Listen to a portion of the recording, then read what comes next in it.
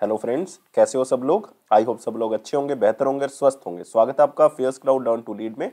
Good morning to all the students. तो आज हम डिस्कस करेंगे 14th and 15th of Jain 2022 के करंट फेयर, जिसमें से आप दो बेस्ट इमेजेस यहाँ पे देख रहे हो। लेकिन बहुत ही इंपॉर्टेंट करंट फेयर डिस्कस करने वाले हैं, तो वीडियो को बिल्कुल लास्ट तक जरूर देखना है। लेकिन उससे पहले आप हमारी एप्लीकेशन को डाउनलोड कर लें, करियर्स क्लाउड को। उसका लिंक डिस्क्रिप्शन बॉक्स में दिया हुआ है। लॉगिन कर ले अपनी ईमेल आईडी के थ्रू और क्रैक करंट अफेयर्स के ऊपर क्लिक करके 1 साल या फिर 2 साल की सब्सक्रिप्शन आप बाय कर सकते हैं। दोनों का ही प्राइस बहुत कम है। लेकिन इसमें हम आपको क्या प्रोवाइड करेंगे, हम आपको डेली करंट अफेयर्स प्रोवाइड करेंगे। डेली में 3 सेक्शंस होंगे, detail, question and answer format और क्विज सेक्शन। लेकिन ये तीनों चीजें जो हैं वो आप हमारी एप्लीकेशन के ऊपर ही असेस कर सकते हो, और क्विज जो है वो डेली आप हमारी एप्लीकेशन के ऊपर अटेम्प्ट कर सकते हो। वीकली सेक्शन होगा, उसमें भी 3 सेक्शंस होंगे, detail, question and answer format और क्विज वीकली बेसिस पे आप हमारी एप्लीकेशन के ऊपर अटेम्प्ट करोगे। मंथली सेक्शन जो कि बहुत इंपॉर्टेंट है, क्योंकि 4 तरह की पीडीएफ्स आपको मिल रही है। डिटेल करंट फेयर की, क्वेश्चन एंड आंसर फॉर्मेट की, बेस्ट 100 करंट फेयर वो भी क्वेश्चन एंड आंसर फॉर्मेट में, और चौथी पीडीएफ होगी पॉकेट पीडीएफ, जिसमें 2 लाइन में 3 लाइन में आपको करंट फेयर मिल जाएगा, ताकि जल्दी जल्दी में आप इसको रिवाइज कर सको। लेकिन आपकी परफॉर्मेंस को और अच्छा करने के लिए हम आपको 20 अलग अलग तरह की टॉपिक वाइज पीडीएफ दे रहे हैं, ताकि एक टॉपिक, 2 टॉपिक को अगर आप रिवाइज करना चाहते हैं तो आप टॉपिक वाइज पीडीएफ से कर सकते हैं। अगर आप बैंकिंग स्टूडेंट हैं तो हम आपको 3 सेक्शंस देंगे, जो कि सिर्फ बैंकिंग एंड इकोनॉमी से रिलेटेड होंगे। एक में डिटेल होगी, क्वेश्चन एंड आंसर फॉर्मेट होगा, क्विज होगा। क्विज आप हमारी एप्लीकेशन के ऊपर ही अटेम्प्ट कर सकते हो, लेकिन वो मंथली बेसिस पे अटेम्प्ट कर सकते हो। इसी तरह से आपको एक एग्जाम पीडीएफ मिलेगी, जिसमें जितना भी करंट अफेयर जा चुका है 2021 का, उसको रिवाइज करने के लिए आप इसका यूज कर सकते हो। आपको डिटेल में बजट और इकोनॉमिक सर्वे मिलेगा, और इसमें आपको एक्सपेक्टेड क्वेश्चन एंड आंसर भी बताए जाएंगे, जो बजट और इकोनॉमिक सर्वे से एग्जामिनर बना सकता है। और अगर आप किसी भी स्टेट एग्जाम की तैयारी कर रहे हैं तो हम आपको हर स्टेट का करंट अफेयर प्रोवाइड करेंगे, ताकि आपकी स्टेट परफॉर्मेंस इंप्रूव हो सके। तो इसी तरह से ये सारे करंट अफेयर आपको मिलेंगे, लेकिन इकट्ठे मिलेंगे। ये सारी चीजें आपको मिलेंगी हमारी एप्लीकेशन के ऊपर, तो डाउनलोड कर ले, लिंक डिस्क्रिप्शन बॉक्स में दिया हुआ है। लॉगिन कर ले ईमेल आईडी के थ्रू, और क्रैक करंट अफेयर्स के ऊपर क्लिक करके आप 1 साल या फिर 2 साल की सब्सक्रिप्शन बाय कर सकते हैं। दोनों का ही प्राइस बहुत कम है। लेकिन दोस्तों एक बात याद रखनी है कि अगर आप नए स्टूडेंट हैं, अपनी प्रिपरेशन को स्टार्ट करें, तो मैं आपको एडवाइस करूंगा कि आप 2 साल का बाय करें, क्योंकि 2022 का लोगे तो वो बहुत कॉस्टली होगा। अभी बाय कर लोगे तो बहुत ज्यादा फायदे में रहोगे, और इसमें आपको दोनों सब्सक्रिप्शन में 10% एक्स्ट्रा डिस्काउंट मिल रहा है, अगर आप इस कोड का यूज करेंगे ASH10 का। और इस ईमेल आईडी और इस नंबर पर हमें संपर्क कर सकते हैं, अगर आपको लगता है कि कोई भी किसी भी तरह का आपको डाउट है। तो स्टार्ट करते हैं 14th and 15th of Jain 2022 का करंट फेयर। लेकिन उससे पहले वीडियो को लाइक करना है, शेयर करें यार मैक्सिमम टू मैक्सिमम, और चैनल को अभी के अभी सब्सक्राइब कर लें। और आप टेलीग्राम ग्रुप को डिस्क्रिप्शन बॉक्स से ज्वाइन कर ले, ताकि आपको इंपॉर्टेंट नोटिफिकेशन जो है वो वहां पे मिलता रहे। तो पहला क्वेश्चन क्या कहता है, who has been appointed as the chairman of Indian space research organisation. देखो, इससे इंपॉर्टेंट तो क्वेश्चन हो नहीं सकता कि इसरो के नए चेयरमैन जो है वो कौन अपॉइंट किए गए हैं। पुराने कौन थे, के सिवान थे, तो याद रखना है कि फॉर्मर कौन थे, के सिवान, और नए अपॉइंट किए गए हैं एस सोमनाथ। तो आंसर हमारे पास क्या होगा, डी होगा। तो जो हमारी अपॉइंटमेंट कैबिनेट कमेटी है, जिसको चेयर करते हैं प्राइम मिनिस्टर, तो उन्होंने अप्रूव किया कि एस सोमनाथ जो है वो चेयरमैन होंगे नए इसरो के, और साथ ही साथ जो है वो स्पेस सेक्रेटरी भी रहेंगे, क्योंकि वहीं जो है वो स्पेस सेक्रेटरी होता है डिपार्टमेंट ऑफ स्पेस का।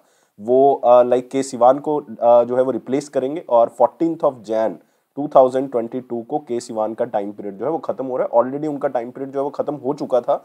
उनको 1 साल का एक्सटेंशन जो है वो मिला हुआ था के सिवान को, लेकिन अब जो है वो और एक्सटेंशन नहीं दिया गया। अब एस सोमनाथ को अपॉइंट कर दिया गया, और एज ए नंबर वाइज ये 10th चेयरमैन है इसरो के। याद रखोगे, 10th चेयरमैन इसरो के। तो आप यहाँ पे देख सकते हो, eminent rocket scientist S Somnath को इसरो का चेयरमैन जो है वो अपॉइंट किया गया है। एस सोमनाथ जो है वो एक सीनियर स्पेस साइंटिस्ट है, जो कि गगनयान मिशन के अंदर अपना योगदान निभाएंगे, और जो कि इंडिया का पहला ह्यूमन स्पेस फ्लाइट मिशन है, और ये 2023 में जो है वो लॉन्च किया जाएगा। और सोमनाथ जो कि डायरेक्टर हैं currently Vikram Sarabhai space centre के, और साथ ही साथ Indian institute of space science and technology के 2018 से। तो इसलिए आपने इनका नाम जो है बहुत इंपॉर्टेंटली याद रखना है। वैसे भी आपको पूछा जा सकता है, और इनको बहुत ही इंपॉर्टेंट एक अवार्ड भी मिल चुका है, स्पेस गोल्ड मेडल भी जो है वो इनको मिल चुका है। स्पेस गोल्ड मेडल, जो कि एक एरोनॉटिकल सोसाइटी ऑफ इंडिया की तरफ से जो है वो दिया जाता है। और इसरो के बारे में एक तथ्य आपने और याद रखना है कि इसकी स्थापना जो है वो कौन सी ईयर में की गई थी, 1969 में। क्या आपको पता है कि इसके पहले चेयरमैन कौन थे? जो इसके फाउंडर थे वहीं इसके पहले चेयरमैन थे, और उनका नाम क्या है, डॉक्टर विक्रम साराभाई। डॉक्टर विक्रम साराभाई, जिनको father of Indian space programme भी जो है वो कहा जाता है। लेकिन बाकी जो दो नाम देख रहे हो आप, ये भी बहुत इंपॉर्टेंट है। लाइक आप अलका उपाध्याय का नाम देख रहे हो, रिसेंटली इनको चेयरपर्सन बनाया गया है एक बहुत ही इंपॉर्टेंट बॉडी का, जिसका नाम है national highway authority of India का। प्रदीप शाह, बैंकिंग के लिए बहुत इंपॉर्टेंट क्वेश्चन, और 99% चांस है कि ये क्वेश्चन आएगा। National asset reconstruction company limited, जिसको हम बैड बैंक के नाम से जानते हैं, जो रिसेंटली क्रिएट किया गया है फाइनेंस मिनिस्ट्री की तरफ से, उसके पहले चेयरमैन जो है वो कौन अपॉइंट किए गए हैं? प्रदीप शाह को अपॉइंट किया गया है। तो जितने भी तथ्य मैंने बताए हैं सारे के सारे याद रखने हैं। इसी के साथ हम आते हैं अगले क्वेश्चन के ऊपर। Who received knighthood from Prince William? तो आपने याद रखना है, यहाँ पे हम बात करें एक बहुत ही फेमस टाइटल की। सबसे पहले आपने याद रखना है कि ये नाइटहुड का टाइटल जो है किसकी तरफ से दिया जाता है। तो कोई भी बंदा जो है वो ब्रिटिश किंग या क्वीन आप कह सकते हो, या तो राजा या रानी की तरफ से ये नाइटहुड का टाइटल जो है वो दिया जाता है, जो कि अपनी कंट्री के लिए कोई ना कोई सर्विस जो है वो प्रोवाइड करता है। लाइक कोई अपनी कंट्री के लिए कोई महान काम करता है, तो वो क्या करेगा, वो अपने नाम के आगे मिस्टर की जगह जो है वो क्या लगाएगा? सर लगाएगा। तो उसको हम क्या कहते हैं? नाइटहुड। और ये ब्रिटेन की रानी या राजा की तरफ से दिया जाता है। और ये प्रिंस विलियम ने दिया है, जो कि आप कह सकते हो ड्यूक ऑफ कैम्ब्रिज हैं, उनकी तरफ से ये अवार्ड दिया गया। और ये दिया गया है वेस्ट इंडीज के बहुत ही फेमस प्लेयर क्लाइव लॉयड को। तो आंसर क्या होगा इसका? बी होगा। तो आप यहाँ पे देख सकते हैं farmer West Indies captain Clive Lloyd, उनको ये नाइटहुड का खिताब जो है वो दिया गया है। और बहुत बड़ा योगदान है उनका वेस्ट इंडीज क्रिकेट के अंदर। तो आप देख सकते हो क्लाइव लॉयड जो कि वेस्ट इंडीज की पहली विक्ट्री के अंदर, मतलब उनकी जो जीत थी ऑस्ट्रेलिया के ऊपर, उसके लिए जाने जाते हैं, क्योंकि वो क्रिकेट वर्ल्ड कप पहला था और पहला वर्ल्ड कप 1975 में हुआ था, और उसको जिताने में अहम रोल जो है वो इस बंदे का था, क्लाइव लॉयड का। तो फर्स्ट वर्ल्ड कप जो है वो वेस्ट इंडीज ने जीता था। फिर दूसरा वर्ल्ड कप आया 1979 में, इवन दूसरा भी जिताने में बहुत बड़ा रोल जो है वो क्लाइव लॉयड का रहा है। इसका मतलब दूसरे में उन्होंने इंग्लैंड को हराया लॉर्ड्स के अंदर, और दूसरा वर्ल्ड कप भी जीत लिया। तो पहले दो वर्ल्ड कप जो है वेस्ट इंडीज ने जीते, और उसमें बड़ा योगदान जो है वो किसका था? क्लाइव लॉयड का था। इवन क्लाइव लॉयड जो है वो इतने इंपॉर्टेंट प्लेयर हैं कि इनके नाम पे एक रिकॉर्ड है कि 27 टेस्ट मैच जो है वो लगातार बिना हारे हुए जो है वो इन्होंने आगे बढ़ाए, मतलब वेस्ट इंडीज क्रिकेट टीम को आगे बढ़ाया। और 27 टेस्ट मैचेस जो हैं वो बिना हारे जो हैं इन्होंने जीते हैं। जीतने में मतलब आप कह सकते हो कि उसमें कुछ ड्रॉ भी हुए हैं, लेकिन इसमें से 11 मैच तो इकट्ठे इन्होंने जीते हैं। 11 मैच जो है वो इकट्ठे जीते हैं। तो बहुत बड़ा योगदान जो है वो इनका रहा है वेस्ट इंडीज क्रिकेट के अंदर। लेकिन ये वेस्ट इंडीज क्रिकेट के अंदर जो है वो सेलेक्टर भी रह चुके हैं, मैनेजर भी रह चुके हैं, इवन आईसीसी के मैच रेफरी भी रह चुके हैं। आईसीसी के मैच रेफरी भी रह चुके हैं, और इनको ICC cricket hall of fame में भी जो है वो जगह मिल चुकी है। और साथ ही साथ आपने याद रखना है कि इंग्लैंड के एक प्लेयर हैं जिनका नाम है एवन मॉर्गन, मेरे ख्याल से सारे बच्चे जानते होंगे। उनको भी एक अवार्ड दिया गया इस सेरेमनी में, जिसको कहा जाता है commander of the order of the British Empire. वो भी प्रिंस विलियम की तरफ से दिया गया। उन्होंने क्रिकेट में अपने योगदान के लिए ये अवार्ड जो है वो हासिल किया। लेकिन अब आपने याद रखना है कि ये commander of the order of the British Empire क्या होता है? ये highest ranking order of British Empire है, क्योंकि देखो 3 तरह के होते हैं, एक CBE होता है, एक OBE होता है, एक MBE होता है। ये 3 तरह के अवार्ड होते हैं। CBE जो है वो मैं आपको बता चुका हूँ, commander of the order of British Empire, ये हाईएस्ट रैंकिंग ऑर्डर है जो ब्रिटिश एम्पायर अवार्ड की तरफ से दिया जाता है। एक है ऑफिसर ऑफ द ऑर्डर, ये ऑफिसर ऑफ द ऑर्डर है जो ब्रिटिश एम्पायर की तरफ से दिया जाता है। और एक है मेंबर ऑफ द ऑर्डर। तो ये सीरियल ऑर्डर में दिए जाते हैं। इसमें सबसे ऊपर है CBE, जो किसको मिला है? एवन मॉर्गन को ये अवार्ड दिया गया है। और लुइस हैमिल्टन को भी जो है वो नाइटहुड का खिताब हासिल हुआ है 2021 के लिए, उनकी मोटर स्पोर्ट्स के लिए। आपको पता है लुइस हैमिल्टन जो है फार्मूला 1 रेसर के लाइक लाजवाब एक ड्राइवर हैं, और बहुत ही रेसेस जो है वो जीत चुके हैं। इस साल इनका थोड़ा सा खराब रहा, लाइक फर्स्ट रैंक जो है वो मैक्स वर्स्टैपन को मिला, लेकिन अदरवाइज लुइस हैमिल्टन जो है वो छाए हुए हैं हर जगह पे, तो ज़्यादातर रेसेस जो है वो यहीं जीतते हैं। तो अपने नाम याद रखना है कि नाइटहुड का खिताब जो है वो क्लाइव लॉयड को मिला है, और CBE मतलब commander of the order of the British Empire, जो कि एक हाईएस्ट ऑनर है, वो एवन मॉर्गन को मिला है। एवन मॉर्गन जो है वो इंग्लैंड के क्रिकेटर हैं, और क्लाइव लॉयड जो है वो वेस्ट इंडीज के क्रिकेटर हैं। और 2 नाम जो है वो आप और देख रहे हो यहाँ पे, एक है एलेजेंड्रो प्रीटो। एलेजेंड्रो प्रीटो बहुत फेमस फोटोग्राफर हैं, और इनको अवार्ड दिया गया है bird photographer of the year. याद रखना है, bird photographer of the year award 2021। Next है साइरस पूनावाला, मतलब बहुत फेमस इंडस्ट्रियलिस्ट तो आप कहेंगे, लेकिन जो सीरम इंस्टीट्यूट ऑफ इंडिया है उसके फाउंडर भी माने जाते हैं। तो इनको रिसेंटली एक अवार्ड दिया गया, लोकमान्य तिलक नेशनल अवार्ड। ये 2021 के लिए इनको दिया गया। तो सारे के सारे पॉइंट्स जो है वो बहुत इंपॉर्टेंट है। इसी के साथ हम अगले क्वेश्चन के ऊपर आएंगे। Who became the first Indian to grab world #1 spot in under 19 girls singles category according to badminton world federation junior ranking. तो बैडमिंटन की तरफ से जो उनकी ऑर्गेनाइजेशन उनकी तरफ से अंडर 19 गर्ल्स की एक रैंकिंग जो है वो जारी की गई है।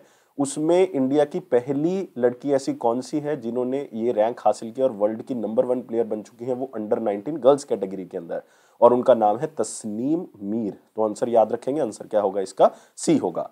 तो उनके टोटल जो है वो 10,810 पॉइंट्स हैं, जिसके नाम पे जो है वो पहले नंबर पे उन्होंने अपना रैंक हासिल किया, और ये रैंकिंग जारी की है बैडमिंटन वर्ल्ड फेडरेशन की तरफ से। तो आप देख सकते हो तस्नीम मीर का चेहरा, जो कि पहली इंडियन बन चुकी है जो कि वर्ल्ड #1 रैंकिंग में आ चुकी है अंडर 19 में गर्ल सिंगल में, और ऐसी पहली ये महिला है जिन्होंने इस खिताब को हासिल किया है। क्योंकि इससे पहले लाइक आपको पता है पीवी सिंधु, लेकिन इनका रैंक जो है वो दूसरा था अंडर 19 के अंदर, तो पहला रैंक हासिल करने वाली पीवी सिंधु भी नहीं थी। तो इसका मतलब ये पहली ही है जिन्होंने इसको हासिल किया है। और 2021 में इन्होंने 3 जूनियर इंटरनेशनल टूर्नामेंट्स जो है वो जीते हैं, जो कि बुल्गारिया के अंदर हुआ, फ्रांस के अंदर हुआ, बेल्जियम के अंदर हुआ, जिसके कारण इनका रैंक जो है वो इंप्रूव हुआ है। लेकिन नाम को याद रखें, इस क्वेश्चन के अंदर बहुत इंपॉर्टेंट है तस्नीम मीर। और साथ ही बैडमिंटन वर्ल्ड फेडरेशन के बारे में याद रखें, 1934 में इसका गठन किया गया था। इसका हेडक्वार्टर जो है वो कहाँ पे है, कुलालंपुर में है। कुलालंपुर कहाँ पे है, मलेशिया के अंदर। तो आपको सीधा क्वेश्चन आएगा, या तो मलेशिया लिखा होगा या कुलालंपुर लिखा होगा। इसी के साथ अब आते हैं अगले सेक्शन के ऊपर, जो कि हमारा वेरी इंपॉर्टेंट क्वेश्चन सेक्शन। लेकिन उससे पहले वीडियो को लाइक कर दें, शेयर करें मैक्सिमम टू मैक्सिमम, और चैनल को सब्सक्राइब कर लें, और टेलीग्राम ग्रुप को आप डिस्क्रिप्शन बॉक्स से ज्वाइन कर सकते हैं। और पहला क्वेश्चन है, what is the theme of 16th edition of India digital summit 2022।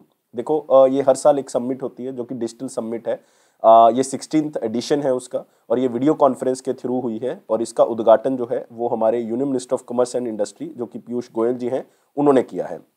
और इसका जो थीम है वो क्या है, सुपर चार्जिंग स्टार्टअप्स। तो इसका मतलब स्टार्टअप्स के ऊपर फोकस करना है, उसी के कारण इसका थीम क्या रखा गया, सुपर चार्जिंग स्टार्टअप्स। तो आप देख सकते हो यहाँ पे union minister of commerce and industry Piyush Goyal ji ने 16th इंडिया डिजिटल समिट 2022 का उद्घाटन किया। इसका थीम क्या है, सुपर चार्जिंग स्टार्टअप। लेकिन ये वर्चुअल इवेंट है, इसका जो उद्घाटन हुआ है या ये चली है, ये वीडियो कॉन्फ्रेंस के थ्रू चली है। तो इसका उद्घाटन जो है वो पीयूष गोयल जी ने कर दिया। लेकिन इसको ऑर्गेनाइज कौन करता है, हर साल internet and mobile association of India की तरफ से जो है वो इसका आयोजन किया जाता है। और ये बहुत बड़ा इवेंट होता है डिजिटल इंडस्ट्री के अंदर। आप कह सकते हो ओल्डेस्ट इवेंट है ये डिजिटल इंडिया का या डिजिटल इंडस्ट्री का, बहुत इंपॉर्टेंट है। और 6 सालों से लगातार जो है, पिछले 6 सालों से अगर आप देखोगे, इंडिया जो है बहुत से स्टार्टअप्स जो है वो दे चुका है, और बहुत से स्टार्टअप्स जो है वो दर्ज करवा चुका है। इवन 60,000 के आसपास जो है वो स्टार्टअप्स इंडिया जो है वो रजिस्टर करवा चुका है department of promotion and industry and internal trade, मतलब DPIIT के अंदर रजिस्टर होती है स्टार्टअप्स की। तो वहां पे 60,000 से ज्यादा स्टार्टअप्स रजिस्टर हो चुके हैं, जिसमें से 82 जो है वो इंडिया यूनिकॉर्न पैदा कर चुका है। यूनिकॉर्न वो स्टार्टअप्स होते हैं जिनकी वैल्यूएशन जो है वो $1 बिलियन से ज्यादा हो चुकी है। 1 बिलियन या $1 बिलियन से ज्यादा हो चुकी है, तो उसको हम क्या कहते हैं, यूनिकॉर्न। 82 यूनिकॉर्न आ चुके हैं। जो ग्लोबल यूनिकॉर्न लिस्ट आई थी, और उसमें इंडिया का रैंक जो है वो कौन सा था, 3rd, और 4th पे कौन चला गया, यूनाइटेड किंगडम। पहले यूनाइटेड किंगडम का 3rd था, लेकिन अब यूनाइटेड किंगडम कौन से पे आ गया है, 4th पे आ गया है। तो ये बहुत बड़ी बात है कि इंडिया जो है वो स्टार्टअप्स में आगे बढ़ रहा है, और 82 यूनिकॉर्न्स जो है वो उसने पैदा किए। और साथ ही साथ स्टार्टअप्स को आगे लेके जाने के लिए इन्होंने एक लीप प्रोग्राम जो है वो स्टार्ट किया है, जिसके अंदर लेवरेज, इनकरेज, असेस और प्रमोट, ये काम जो है वो मिनिस्ट्री की तरफ से किया जाएगा। और साथ ही साथ जो है हर तरह की सहायता स्टार्टअप्स को मिनिस्ट्री की तरफ से देने का वादा भी किया गया है। क्योंकि स्टार्टअप्स इसलिए इंपॉर्टेंट है, एक तो सबसे ज्यादा जॉब क्रिएटर बनते जा रहे हैं। 6 लाख जॉब्स जो है वो इन्होंने क्रिएट की हैं 2018 से लेकर 2021 के बीच में। तो आप कह सकते हो जो अनएम्प्लॉयमेंट की समस्या है उसको भी हम क्या कर सकते हैं, इसके थ्रू खत्म कर सकते हैं। तो ये सारी चीजें याद रखनी है। इसमें सबसे इंपॉर्टेंट है कि इसका उद्घाटन किसने किया और कहाँ पे हुई, ये क्वेश्चन खत्म हो जाता है क्योंकि ये वर्चुअल इवेंट था और इसका थीम क्या था, सुपर चार्जिंग स्टार्टअप्स। याद रखना है 82 यूनिकॉर्न्स इंडिया ने पैदा किए और इंडिया का यूनिकॉर्न लिस्ट में रैंक कौन सा है, 3rd है। और मिनिस्ट्री ऑफ कॉमर्स मैं बता चुका हूं, पीयूष गोयल जी है यूनियन मिनिस्टर, राज्यसभा के मेंबर हैं करंटली, कहां से, महाराष्ट्र से। अगले क्वेश्चन के ऊपर आते हैं। India first mobile honey processing van जो है वो कहां पे उसका उद्घाटन किया गया है, किस जगह पे उसको लॉन्च किया गया है। सबसे इंपॉर्टेंटली इसको याद रखना है कि इस वैन को डेवलप किसने किया है, एक हमारे पास उद्योग है या कमीशन है आप कह सकते हो, जिसको कहते हैं खादी एंड विलेज उद्योग, खादी एंड विलेज कमीशन या khadi and village industries commission, इसको हम KVIC भी लिख सकते हैं। इन्होंने इंडिया की पहली हनी प्रोसेसिंग वैन, जो कि शहद को प्रोसेस करने की वैन है, उसका उद्घाटन किया है और ये कहाँ पे किया है? गाजियाबाद के अंदर। तो आंसर क्या होगा इसका? ए होगा। तो आप देख सकते हैं यहाँ पे ये मोबाइल हनी प्रोसेसिंग यूनिट जो है वो 300 किलो जो है वो हनी 8 घंटे में जो है वो प्रोसेस कर देता है। और मोबाइल वैन जो है ये khadi and village industry commission की तरफ से जो डिजाइन किया गया, इसमें टोटल लागत जो है वो 15 लाख रुपए आई है। और ये वैन हर तरह की टेस्टिंग कर सकती है, मतलब घूमती फिरती जो है वो लेबोरेटरी है एक तरह की। और आप कह सकते हो हनी की क्वालिटी, जो शहद की क्वालिटी है, उसको जो है चेक किया जा सकता है इस वैन के थ्रू। इसका मतलब जो शहद निकालते हैं या जो शहद बेचते हैं, जो भी बी कीपर्स हैं, वो रूरल एरियाज में लाइक उत्तर प्रदेश में, पंजाब में, उत्तराखंड में या हरियाणा, दिल्ली, पंजाब, राजस्थान, जो भी आसपास के एरिया हैं, उनको ये फायदा जो है वो जरूर मिलेगा। तो याद रख लें, सिंपल क्वेश्चन है, चाहे स्लाइड से याद कर लें कि कहाँ पे इसका उद्घाटन किया गया है? गाजियाबाद में किया गया है। और किसने उद्घाटन किया है? ये जो khadi and village industry commission है, इसके चेयरमैन कौन है? विनय कुमार सक्सेना। विनय कुमार सक्सेना। अगले क्वेश्चन के ऊपर आते हैं। Who has signed a joint development agreement with Africa 50? Africa 50 एक ऑर्गेनाइजेशन है to develop Africa's first private partnership model, या आप कह सकते हो public private partnership mode transmission project in Kenya. ये पहला ऐसा पब्लिक प्राइवेट पार्टनरशिप प्रोजेक्ट होगा कीनिया के अंदर, जो कि वहां पे आप कह सकते हो कि अलग अलग यूनिट से इलेक्ट्रिसिटी को प्रोड्यूस करेगा। और ये जॉइंट वेंचर लगाया गया है पावर ग्रिड और अफ्रीका 50 के बीच में। तो आंसर क्या होगा? ये डी होगा। तो अफ्रीका 50 एक pan African infrastructure investment platform है। ये याद कर ले, इंफ्रास्ट्रक्चर प्लेटफॉर्म है किसके अंदर? अफ्रीका के अंदर। तो आप यहाँ पे देख सकते हैं पावर ग्रिड और अफ्रीका 50 के बीच में एक ज्वाइंट डेवलपमेंट एग्रीमेंट हुआ है, जो कि Africa first transmission public private partnership project होगा। कहाँ पे लगाया जा रहा है? कीनिया के अंदर लगाया जा रहा है। आपको एग्जामिनर जगह भी पूछ सकता है, तो याद रखना है कहाँ पे? कीनिया के अंदर। इसका नाम क्या है? Kenya transmission project. इसमें दो प्रोजेक्ट जो है वो डेवलप किए जाएंगे, जिसमें एक जो होगा वो 400 किलो वोल्ट लेसोस लुसाक और दूसरा होगा 220 kilowatt Kisumu Musaga transmission line under public private partnership. और ये दोनों जगह जो है वो कहाँ पे है? कीनिया के अंदर है। और जब भी ये प्रोजेक्ट कंप्लीट हो जाता है तो ये एक इंडिपेंडेंट पावर ट्रांसमिशन प्रोजेक्ट होगा कीनिया के अंदर। लेकिन इसमें पावर ग्रिड का रोल क्या है?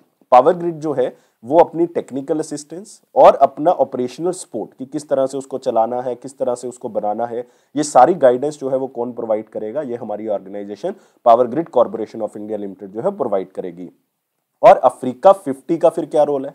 अफ्रीका 50 जो है वो एक तरह से कीनिया की जो सरकार है और उसके साथ जो प्राइवेट कंपनीज इन्वेस्ट कर रही है, दोनों को आपस में जोड़ेगा। ये अफ्रीका 50 का काम है। तो इस प्रोजेक्ट से बेनिफिट जो है वो बेसिकली कीनिया को जरूर होने वाला है, क्योंकि आप कह सकते हो कि सप्लाई और रिलायबिलिटी जितनी भी पावर ट्रांसमिशन की है कीनिया के अंदर वो जरूर बढ़ेगी, और साथ ही साथ जो है वो उनका नेटवर्क जो है वो इंक्रीज होगा और लोगों को हर तरह की समस्या जो भी लाइक ट्रांसमिशन के थ्रू आ रही है वो सारी की सारी खत्म होगी। लेकिन पावर ग्रिड के बारे में याद रखना है, 1989 में इसका गठन किया गया था और 1989 में गठन करने के बाद 1992 में इसका नाम पावर ग्रिड जो है वो कर दिया गया था। और इसके चेयरमैन और मैनेजिंग डायरेक्टर जो है वो के श्रीकांत है। कौन है? के श्रीकांत। और इसका हेडक्वार्टर कहाँ पे है? गुरुग्राम, हरियाणा के अंदर। ये सारी चीजें आपने याद रखनी है। इसी के साथ आते हैं अगले क्वेश्चन के ऊपर। कौन सी कंपनी का नाम बदल के जो है वो White Oak Capital mutual fund जो है वो रख दिया? मतलब कौन सी म्यूचुअल फंड कंपनी का नाम White Oak Capital mutual fund रख दिया गया? फिर से क्वेश्चन को बिल्कुल स्लाइड से याद रखना है। और ये कंपनी है हमारे पास यस म्यूचुअल फंड। तो आंसर क्या होगा इसका? सी होगा। तो जो भी यस एसेट मैनेजमेंट है, यस एसेट मैनेजमेंट, तो उसका नाम बदल के White Oak Capital Asset Management हो जाएगा। और ये 12 जनवरी से जो है वो लागू हो चुका है। और यस म्यूचुअल फंड का नाम जो है वो White Oak Capital mutual Fund हो जाएगा। तो आप देख सकते हो ये नवंबर 2021 में ही बता दिया गया था कि व्हाइट ओक कैपिटल ग्रुप जो है वो पूरा का पूरा सिस्टम अक्वायर कर रहा है यस म्यूचुअल फंड का। तो चाहे वो यस एसेट मैनेजमेंट हो, चाहे यस म्यूचुअल फंड हो, सबको कौन अक्वायर कर लेगा? व्हाइट ओक अक्वायर कर लेगा। अगले क्वेश्चन के ऊपर आते हैं। कुछ कार्ड्स, नेट बैंकिंग और फेयर प्रैक्टिसेस से रिलेटेड जितनी भी कंप्लेंट्स हैं उसकी रिपोर्ट जारी की गई है। बैंकिंग ओम्बड्समैन रिपोर्ट आरबीआई की तरफ से जारी की गई है। बहुत ही इंपॉर्टेंट रिपोर्ट है, एनुअल रिपोर्ट है, इसको कहते हैं ओम्बड्समैन स्कीम 2020-21। वो रिपोर्ट जारी कर दी गई है और इस रिपोर्ट के अंदर 9 महीने का टाइम पीरियड जो है वो कवर किया गया है। लाइक 1 जुलाई से लेके 31 मार्च तक का टाइम पीरियड जो है वो कवर कर दिया गया है। और काफी बच्चे सोच रहे होंगे कि इसको 31 मार्च तक ही क्यों किया गया, 30 जून तक क्यों नहीं किया गया? क्योंकि आरबीआई ने अपना फाइनेंशियल ईयर जो है वो चेंज किया है, जुलाई से जून की बजाय अब जो है वो अप्रैल से मार्च होगा, तो इसलिए उन्होंने मार्च तक की रिपोर्ट ही तैयार की है। मतलब ये रिपोर्ट जो है वो 9 महीने के पीरियड को बताती है। और उसमें बताया कि कंप्लेंट्स जो है वो बढ़ गई हैं आगे से, तो 22.27% कंप्लेंट बढ़ गई और टोटल डाटा जो है वो 3,03,107 कंप्लेंट्स जो है वो हमारे पास आई हैं। लेकिन इस कंप्लेंट्स को रिजॉल्व करने के अंदर जो है वो योगदान भी बढ़ा है। लाइक आगे से जो है वो ज़्यादा कंप्लेंट्स को हमने डिस्पोज किया है, हमने ख़त्म किया है, और ऑलमोस्ट जो है वो 96% जो है वो इन कंप्लेंट्स को हमने ख़त्म किया है। और आपको पता ही है कि रिसेंटली नवंबर 2021 में मोदी जी ने 3 ओम्बड्समैन स्कीम्स को जो है वो कंबाइन कर दिया था। एक तो था BOS बैंकिंग ओम्बड्समैन स्कीम, एक था हमारे पास OSNBFC, मतलब आप कह सकते हो ombudsman scheme for non banking financial company, एक था OSDT, इसका मतलब है ombudsman scheme for digital transaction. इन तीनों को कंबाइन करके अब हमने एक नया बना दिया था जिसको हमने नाम दिया था RBIOS, मतलब reserve bank integrated ombudsman scheme. तो ये सारी तीनों की तीनों स्कीम्स का इकट्ठा डाटा जो है वो सरकार ने प्रिपेयर किया है, मतलब आरबीआई ने प्रिपेयर किया है, और ये 9 महीने का डाटा है, इसको याद रखना है आपने। इसी के साथ आते हैं अगले क्वेश्चन के ऊपर। डिपार्टमेंट ऑफ बायोटेक्नोलॉजी का जो बिराक सेंटर है, आप कह सकते हो बिराक का मतलब यहाँ पे क्या है, ये है biotechnology industry research assistance council. याद रखना है, दोबारा से बोल रहा हूँ, biotechnology industry research assistance centre. इनके 2 स्टार्टअप्स हैं, एक का नाम है इनेसिल और एक का नाम है निरामय।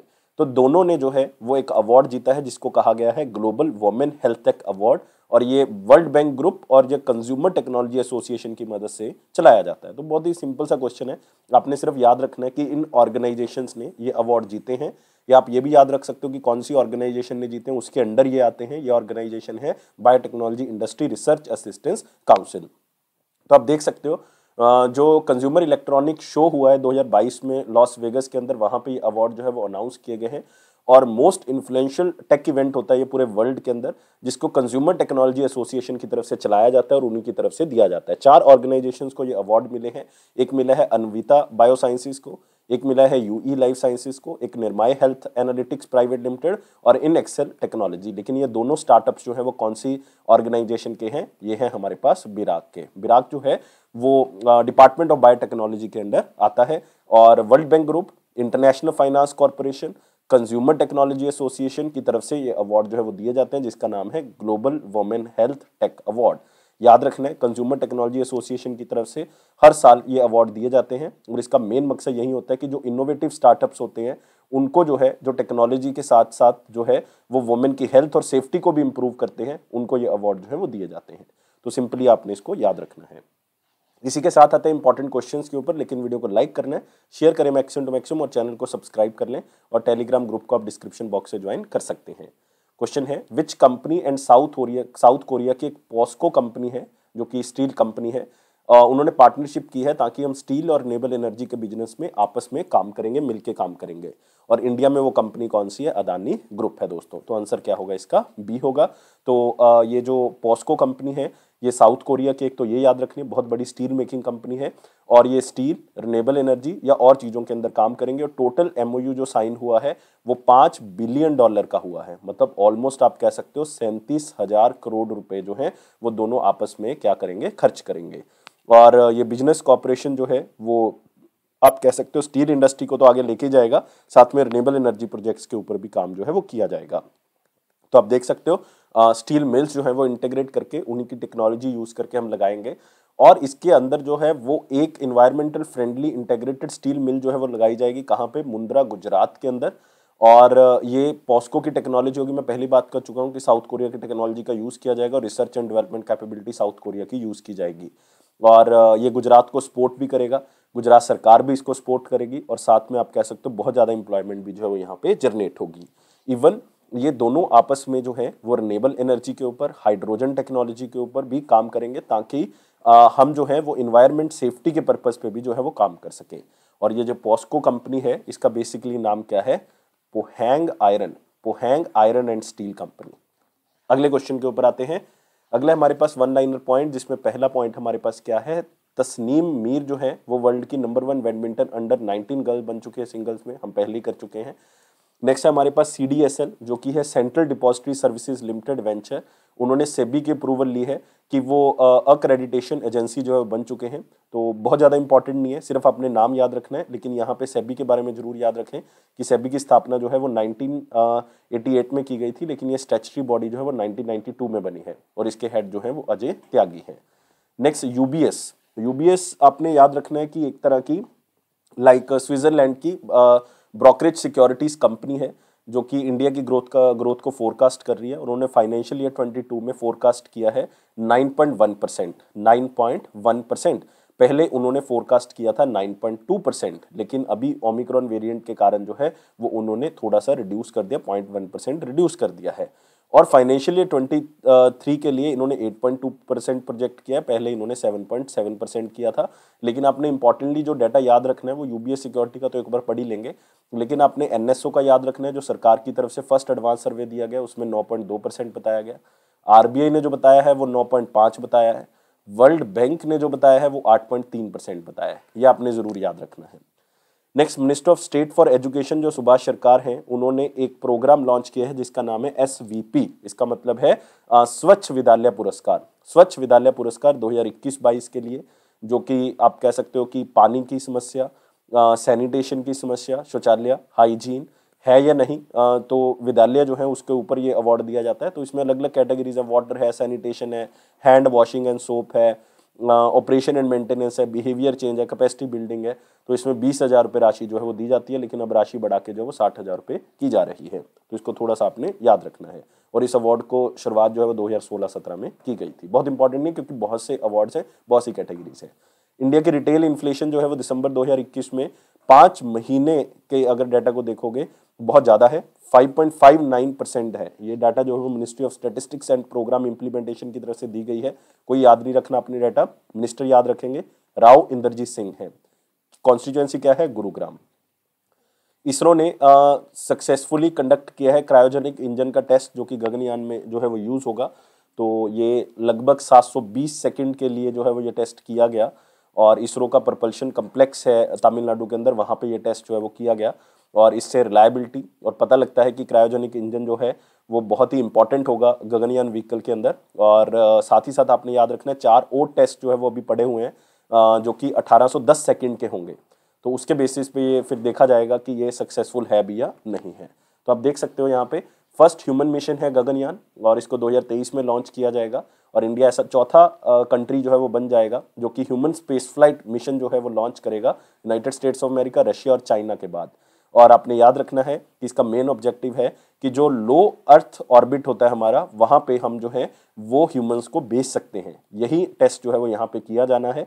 और साथ में 4 इंडियन एस्ट्रोनॉट्स को रशिया जो है वो ट्रेन भी कर रहा है। ये बहुत बड़ी बात है गगनयान मिशन के लिए, तो बहुत बड़ी बात है। और इसरो के बारे में हम ऑलरेडी बात कर चुके हैं कि इसरो के नए हेड जो है वो कौन लगाए गए, एस सोमनाथ जो है वो लगाए गए हैं।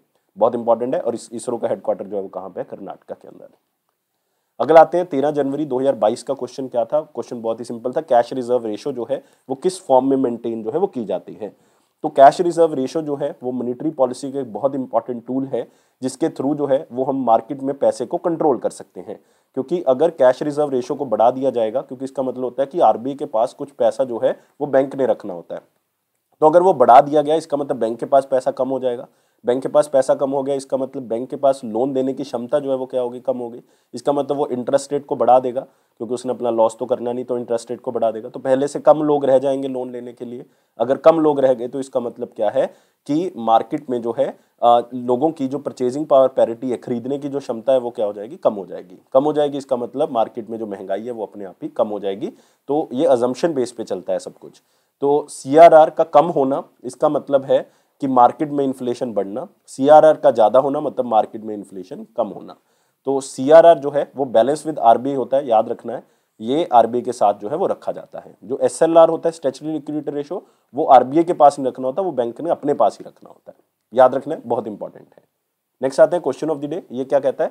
ए cheque which is payable to any person who present it for payment at the bank counter is called. जब भी आप चेक को बैंक के काउंटर पे लेके जाओगे तो उस चेक को आपको बैंक जो है वो कैश करके दे देगा, उस चेक को क्या कहोगे? तो आपने मुझे कमेंट बॉक्स में आंसर बताना है, मैं वेट करूंगा आपके आंसर की। और लाइक करना है यार वीडियो को, शेयर करें मैक्सिमम टू मैक्सिमम, और चैनल को सब्सक्राइब करना है। बहुत से बच्चे सोच रहे होंगे कि सर 14 और 15 को वीडियो क्यों नहीं अपलोड किया गया। वो इसलिए क्योंकि त्यौहार चल रहा था, पोंगल चल रहा था, लोहड़ी चल रही थी और मकर संक्रांति थी, तो हॉलीडेज थी उस टाइम पीरियड पे। तो इसलिए आपने याद रखना है कि साथ में चैनल को सब्सक्राइब करने के आपने टेलीग्राम ग्रुप को भी ज्वाइन कर लेना है और बेल बटन को प्रेस कर दें ताकि नोटिफिकेशन जरूर मिल सके। ये अफेयर्स क्लाउड का प्रॉमिस है कि आपके कॉन्फिडेंस को जरूर बूस्ट करेंगे, इसी तरह से आगे बढ़ते रहें और इसी तरह से हमें सपोर्ट करते रहें, लेकिन लाइफ को बहुत ज़्यादा सीरियस नहीं लोगे और हमेशा मुस्कुराते रहोगे। Thank you guys, take care and bye bye.